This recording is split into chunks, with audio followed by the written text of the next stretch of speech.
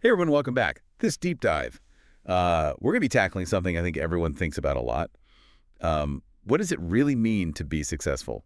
And not just, on paper, Mm, but like deep down. right. Not just like checking the boxes. Yeah, exactly. Like that deep down, you know it kind of way. hmm And to help you unpack this, we're going to be looking at an interview with Simon Sinek. Oh, yeah.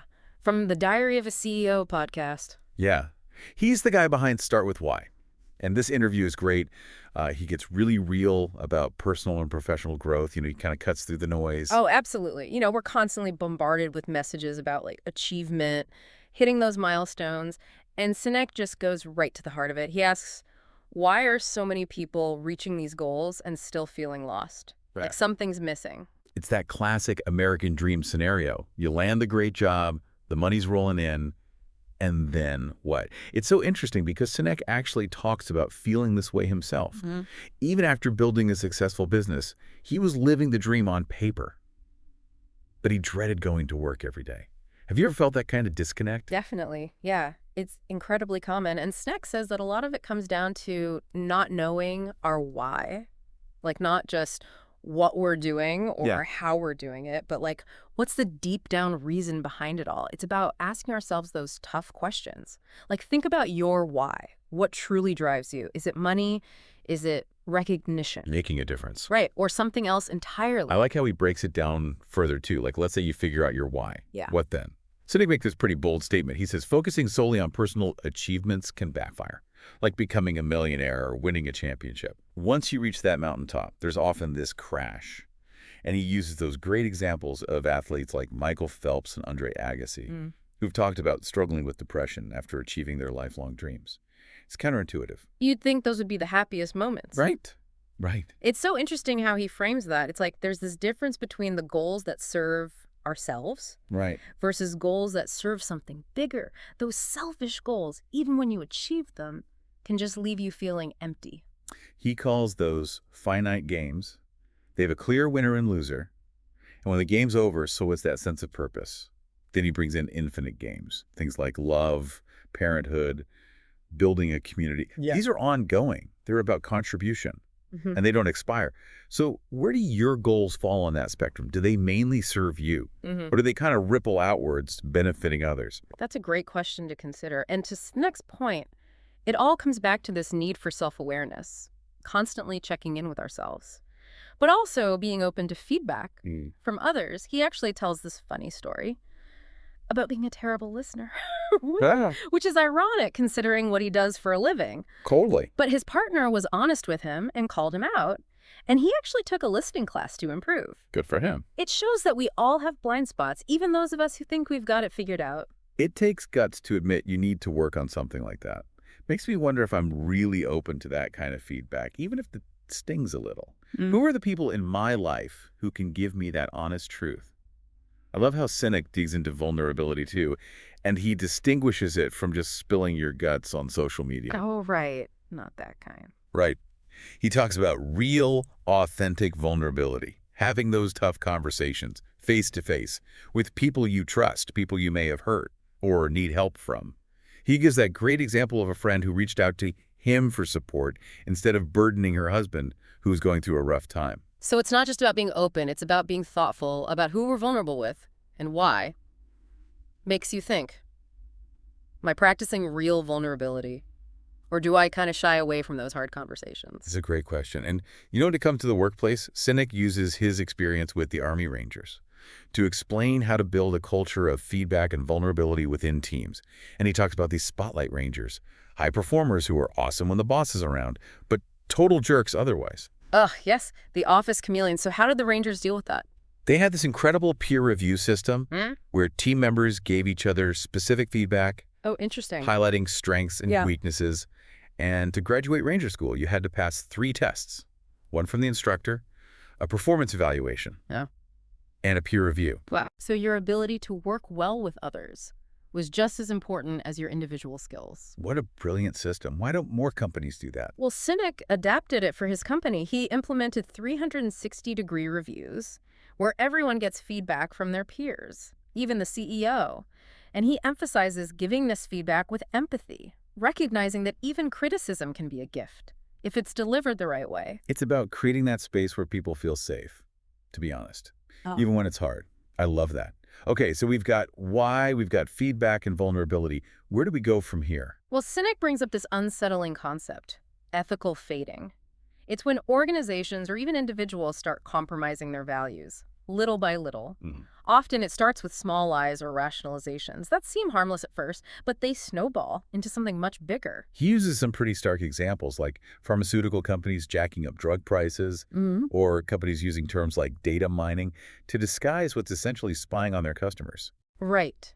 Sinek argues that ethical fading often comes from the pressure to meet those short-term goals, where profit overshadows doing what's right. And it all starts at the top. Leaders set the tone. He even shares this anecdote about his assistant lying to protect his reputation, Wow. and he had to correct her and emphasize that even small lies can set a dangerous precedent. It's that reminder that integrity isn't just about the big dramatic moments. It's the everyday choices. Even those little white lies we tell ourselves. Cynic even challenges listeners to try going 48 hours without telling a single lie. Oh, wow. Have you ever tried that? It's harder than you think. It Yeah. really makes you realize how often we sort of fudge the truth, Mm. even with good intentions. The point is to become more aware of those moments and just make the effort to be honest, even when it's uncomfortable. And to be clear, he's not saying you have to be brutal. It's about choosing the right time and place to give feedback, even negative feedback. He even shares an anecdote about seeing a friend's play that was, well, let's just say it wasn't Broadway worthy. Yeah. And he didn't rip it apart right after the performance. Right. He waited until the next day to give her honest but constructive feedback. It's about choosing the right context for those conversations. So I'm curious, have you ever witnessed or even participated in ethical fading at work? What steps do you think individuals can take to prevent it from happening? It's something to think about, for sure. And Cynic goes on to say that leaders play a huge role in setting the ethical tone. It's not enough to just talk about integrity. You have to actually embody it. He uses that simple example. Yeah. If you tell your assistant to lie about your availability on a call, you're sending a message that dishonesty is okay. Right. And that can have a ripple effect throughout the entire organization. It all comes back to walking the walk. Leaders have to demonstrate honesty in their own actions, even in small interactions. To set the standard. Yeah. And this is where things get really interesting, because Cynic starts talking about the future of work, especially after the pandemic and the Great Resignation. He sees this trend toward more flexibility and a greater emphasis on company culture and purpose to attract and retain talent. Mm-hmm. He contrasts those superficial perks, like ping pong tables, with genuine opportunities to contribute to a meaningful cause. He thinks the Great Resignation was a wake-up call, a sign that people are done settling for jobs that just pay the bills but don't offer fulfillment. It's like people finally realize they have options. Yeah. The fear of the unknown isn't as strong. Why stay in a job that makes you miserable? So companies need to step up their game, offer more than just fine. Yeah. And he even shares a story about his own company, which was known for its great culture before COVID, but once everyone went remote, that kind of disappeared. Right. Suddenly employees could work from home for any company. Yeah. So what really matters then? It's about understanding what motivates people, creating a culture where they feel valued, like they're part of something bigger, Yeah. and their work has meaning. And this is where the conversation gets so cool, because the podcast host, Stephen Bartlett, starts reflecting on his own why for doing the podcast. Oh, interesting. So at first, Bartlett's why was kind of driven by, personal ambition, growing his brand, being a successful podcaster. But as the show gained traction, something shifted. People started reaching out, saying things like, this episode really resonated with me, or you've helped me feel less alone. So it became less about him and more about the impact he was having on others. That's powerful. Absolutely. That feedback really helped Bartlett see that the podcast was providing a genuine service, creating this space Yeah. for honest conversations about the struggles and the triumphs of being human, and that became his new why. Wow. It wasn't about chasing the #1 spot on the charts anymore. It was about creating content that was truly helpful and meaningful for his listeners. It's like his definition of success totally changed. So what happens when you already have a purpose-driven why, but you still want to set goals? Bartlett actually asks Sinek for advice about this, specifically about setting goals for the podcast. And Sinek's response is so good. He says, those arbitrary goals, like hitting #1, can be useful as long as they don't become the main driver. Right. The why, in this case, having these authentic conversations that help people be more honest with themselves, that has to come first. The goal of being number one is secondary. So it's like using those external metrics as a way to measure progress, but not letting them dictate your actions or compromise your values. Right. Because as Sinek points out, if you start gaming the system to achieve those goals, manipulating algorithms, buying your way to the top, you actually undermine the whole purpose. It becomes about ego, not impact. And speaking of purpose, Bartlett asks Sinek about his why. Ooh, good question. And Sinek, in his typical straightforward style, says it's to inspire people to do the things that inspire them so that each of us in our own way can make the world a little bit better. So that's his driving force. That's the filter through which he evaluates every decision, every project.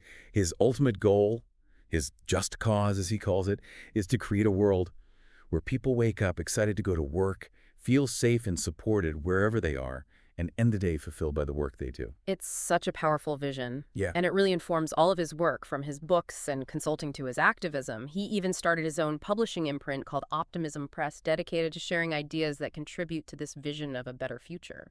It's not just talk, either. Sinek is actively involved in things like police reform, working to create a more just and equitable system. He's also passionate about helping companies become more infinite-minded, which I love building organizations that are driven by purpose, not just short-term profit. It's about creating businesses that can outlast their founders, that have cultures that can withstand the test of time, building something that has a lasting positive impact on the world. Okay, so now, towards the end of the interview, Bartlett brings up this interesting concept, the dark side of brilliance. He'd recently interviewed Michael Jordan's trainer, Oh, wow. who said that our greatest struggles are often intertwined with our strengths. Interesting. So it's like there's a cost to being exceptional. Yeah, Bartlett asks Sinek if he's aware of his own dark side. And Sinek's response is so humble, he doesn't see himself as brilliant at all. In fact, he calls himself an idiot. Oh, wow. He talks about having ADHD and struggling to read, which is ironic considering he's a best-selling author. Right. He learns best by listening and talking. And he actually uses his books as a way to simplify complex ideas for himself as much as for others. I find that so relatable. It's like he's turning his challenges into strength. His difficulty reading forced him to find other ways of learning and processing information, Yeah, which ultimately made him a more effective communicator. exactly. And he's not afraid to acknowledge his insecurities. He admits to feeling embarrassed about his reading struggles, especially when people ask him what books he's reading. For a long time, he would pretend to have read certain books just to avoid feeling judged. It's tough to be vulnerable like that. It is. But then he realized that those little white lies, even with good intentions, were actually making other people who struggle to read feel worse. It's a great reminder that even our seemingly harmless actions can have unintended consequences. Absolutely. It's about striving for authenticity, recognizing that true connection comes from being honest about who we are, flaws and all. Yeah, and Bartlett circles back to Sinek's brilliance, though pointing out his unique ability to combine wisdom storytelling and a captivating delivery style. He says most people have one or two of those qualities, but Sinek has all three, which makes his work so impactful. And how does Sinek respond to that? In true Sinek fashion, he deflects the praise, saying, "Take your gift back, it has no use here." He doesn't let those compliments inflate his ego. Nope. He stays focused on his purpose. So, as the interview wraps up, they do this thing where the previous guest asks a question for the next one. And the question posed to Sinek is, what was the happiest moment of your life so far? Now, you'd think this would be an easy one for a guy like Sinek who talks so much about fulfillment and joy. Right. But his answer is surprising. He says he can't answer the question because his happiness doesn't exist in the past. He's more interested in what's going to happen next, what he can create in the future. Wow, so he reframes the question for himself. Yeah. How will you know you've lived a life worth living? Yes. And his answer is just beautiful. Mm. He says he'll know he's made a difference if his work continues without him, if his cause is compelling enough and the tools he's provided are effective enough that others can pick up where he left off and continue making the world a better place. It's a powerful statement about legacy, about the ripple effect of our actions. Yeah, Sinek's ultimate goal isn't personal fame or fortune. It's about creating positive change that extends far beyond his own lifetime. And with that incredibly inspiring thought, we come to the end of this deep dive into Simon Sinek's world. But before we go, let's take a moment to distill what we've learned and, more importantly, how it applies to you. First and foremost, remember the power of knowing your why. What truly drives you? What are you working towards? Don't chase empty achievements or get caught up in the comparison game. Figure out what makes you tick and let that be your guiding light. Yeah, it's so easy to get lost in the day-to-day, you know. But Sinek's really pushing us to connect with that deeper purpose. Right. And he's saying that, achieving fulfillment isn't just about checking those boxes off your list. He makes such a strong case for finding joy in service, contributing to something bigger than ourselves. Think about it. Where in your life are you already experiencing that? Maybe it's volunteering. Maybe it's just being there for a friend. Maybe it's pouring your heart into a creative project that brings others joy. How can we bring more of that giving spirit into our work lives? It's like that quote, "The meaning of life is to find your gift. The purpose of life is to give it away." Perfectly said. And to really make that happen, we have to be self-aware, be honest with ourselves about our good qualities and our flaws, and be open to feedback from people we trust. Yeah. It might not always be easy to hear, but it truly is a gift. It lets us see those blind spots and grow in ways we never could alone. Sinek's story about the listening class was a big one for me. If you can admit he needs to work on something as basic as listening, then we can all benefit from some constructive feedback every now and then. Absolutely. And then there's vulnerability, real vulnerability. Not for the agram, Right. but the kind where you're willing to have those uncomfortable conversations. Admit when you've messed up. Ask for help when you need it. It's all about connection. Yeah. I personally, A&D professionally, can't do this thing called life alone. Definitely not. And on that note, it's important to remember Sinek's warning about ethical fading. It's easy to get swept up in the pressure to succeed, hit those targets. Yeah. And we start making compromises, little white lies here and there, bending the rules. But those tiny choices can turn into something much bigger. They chip away at our values and the values of our organizations. You have those really powerful examples of companies choosing profits over people, using slick language to hide bad behavior. Yeah, it's a good reminder to be on guard, call out those slippery slopes, and make sure our actions line up with our values, even when it's hard. And especially if you're in a leadership role, remember your actions set the standard for everyone else. Definitely. Lead by example. Build that culture of honesty and integrity. Make a workplace where people feel safe to speak up, to share ideas, and really contribute. Because ultimately, Sinek's vision is so inspiring, right? To have people waking up excited about their work, feeling supported no matter where they are, ending their day fulfilled by what they do. What a world that would be, where work isn't just a chore, but actually brings joy and purpose. I love that. So as we close out this deep dive, I want to leave you with a little challenge.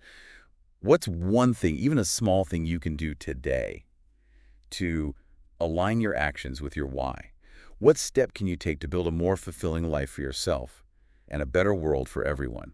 It's up to each of us to write that next chapter. Until next time, keep diving.